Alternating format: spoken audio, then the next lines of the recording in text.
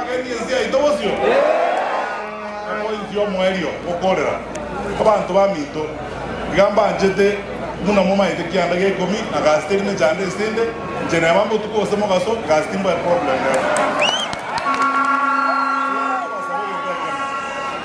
abantu bamito we took on a shida. Yeah, I want to tell you this, my friend,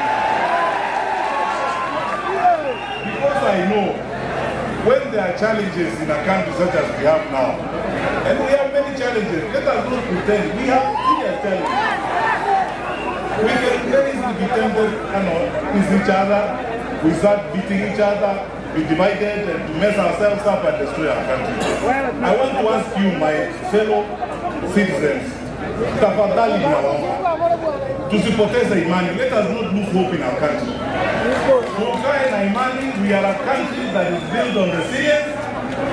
Hizi shida zote tuko nazo hapa, tushikane sisi wote.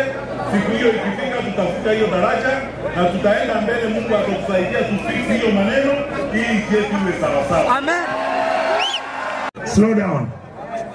What I'm going to say is important. Today morning, I saw somebody telling us that our president-to-be doesn't have money, doesn't have capacity.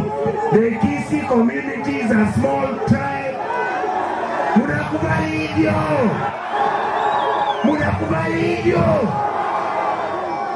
Tiramba ebye, bantu bamo, nyama ya koreki, bantu bamo, nyama ya tirerino, tomuaterene, omwana oyo, inua mikono muonyeshe.